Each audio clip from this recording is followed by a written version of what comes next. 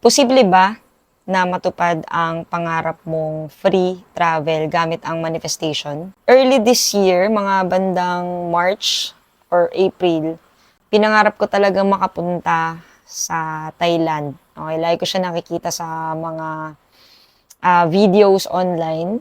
Sa video na to, pag-uusapan natin kung ano yung mga eksaktong steps na ginawa ko kung paano ako nakapag-manifest ng free travel. Welcome and welcome back. This is Coach Lee, your Pinoy Manifestation Coach. So napaka-special ng video na to dahil magkikwento ako ng sarili kong success story na nakapag-manifest ako ng free travel last August.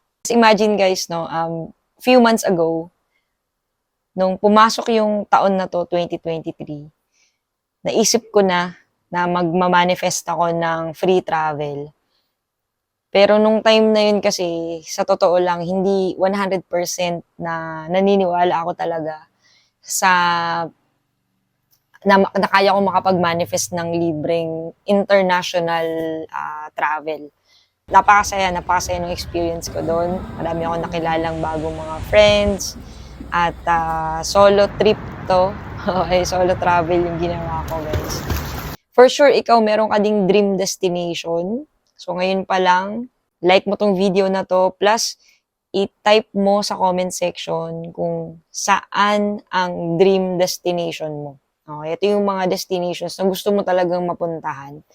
So una sa lahat, ikikwento ko muna kung paano yung mga unang steps na ginawa ko.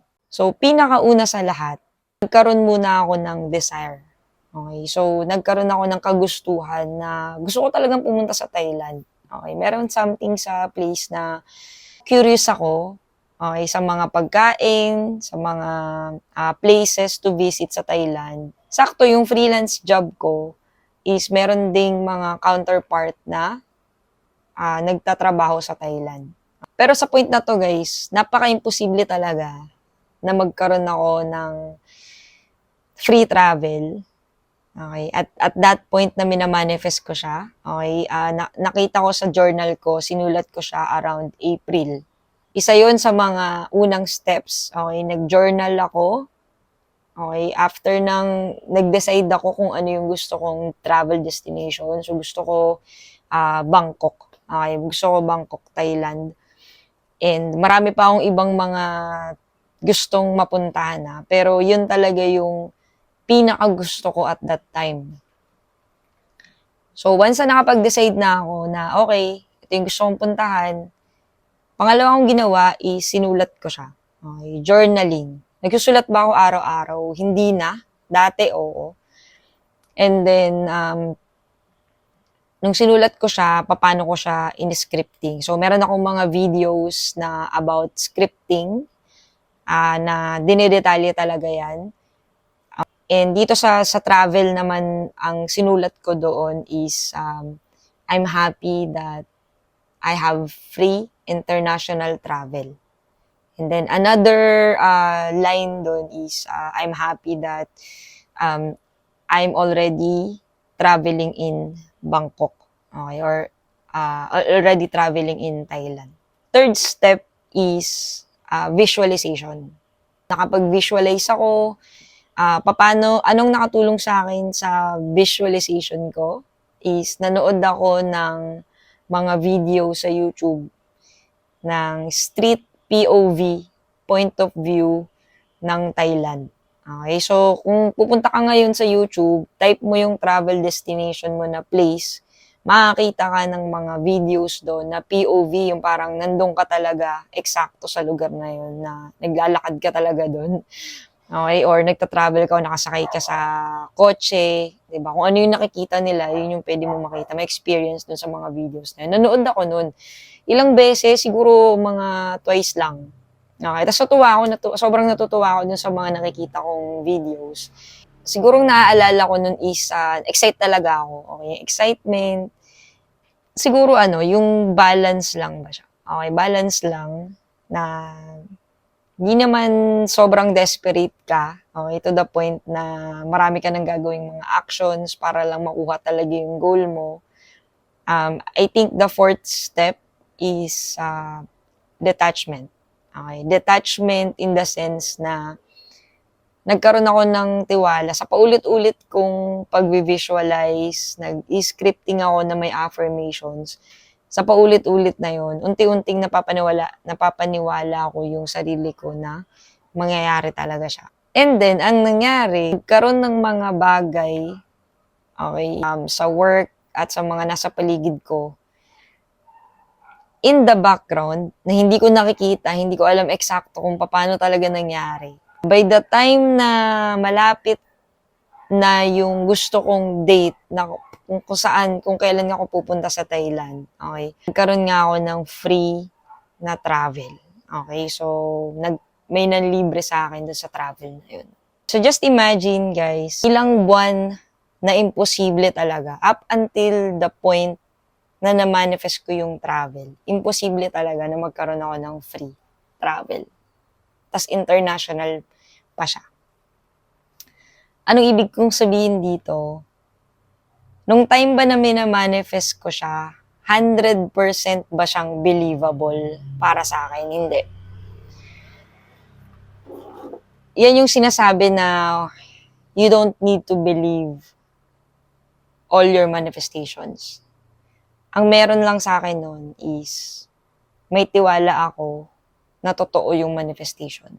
Tapos may tiwala ako sa sarili ko na kaya kong makapag-manifest ng mga bagay.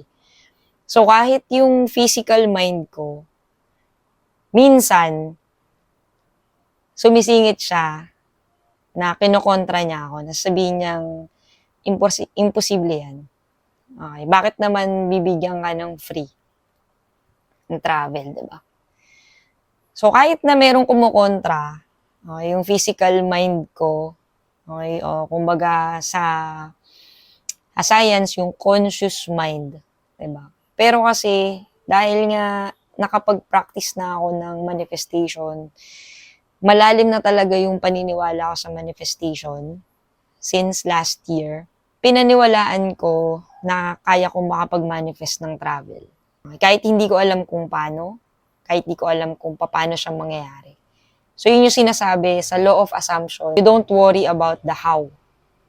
The how will take care of itself.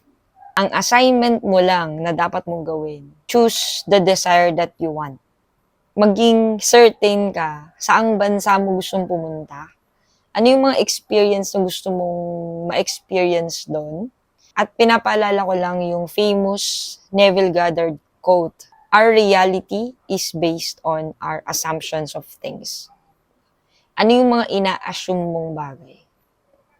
Ano yung mga pinapaniwalaan mo deep inside na talagang embedded sa pagkatao mo? Yun talaga yung mga assumptions mo. Diba? Mas malalim na mga beliefs. Talagang yung bumubuo sa whole belief system mo. Yun yung magmamanifest. So, kung gusto mong makapag-manifest din ng free travel like me, I would suggest na follow mo yung mga steps na sinabi ko sa'yo. At kung magkaroon ka man ng doubt at worry, okay lang yan. That's normal. Pero paulit-ulit mo lang siyang gawin. Paulit-ulit ka mag-visualize, mag-affirm, mag-scripting ka, sulat mo siya. Okay? Every time na merong mga negative thoughts na magdi-disagree sa sinasabi mo, observe mo lang sila, pero wag mong papaniwalaan. Huwag mo na silang bigyan masyado ng emosyon, ng meaning. Stick ka lang sa goal. Okay? Gusto mo makapag-manifest ng free travel. Gusto mo makapag-manifest ng ibang bagay. So, ano man yung bagay na yan, stick to it. Okay? Yan yung sinasabi ng ibang mga coaches na persist on your assumption. So, kung ano man yung mga gusto mong mangyari, diba? Kahit na ang daming kontra, kahit na physically in this world, imposible talaga siya, tuloy mo lang. Okay? Tuloy mo lang kasi mangyayari talaga siya. Nagkaroon ba ako ng doubt along the process? Yes. At tinest talaga yung faith ko. Kasi maraming nangyari, siguro sa next video na lang, maraming nangyari during that, before ako napunta sa Thailand, di ba? Muntik pa ako maiwanan ng eroplano. Okay, maraming nangyari na kung ikaw yon na mahina talaga yung loob mo, okay, mahina yung paniniwala mo sa manifestation mo, baka bumigay ka. Kasi may mga nangyari nun na muntik ng talagang bumigay yung faith ko. Pero nag-relax lang ako kasi alam ko na akin na siya eh. Okay? Sure ako talaga na kuha ko na yung manifestation na yun. Okay? So, yung confidence na to, hindi siya instant. May mga na-experience ako, may mga inaral ako about manifestation. And kung sa tingin mong nakatulong to sa'yo na video na to at makatulong din sa ibang tao, like and share this video. At kung curious ka kung posible ba na makapag-manifest ng multiple desires all at once. So, click the link on this next video and I'll see you soon.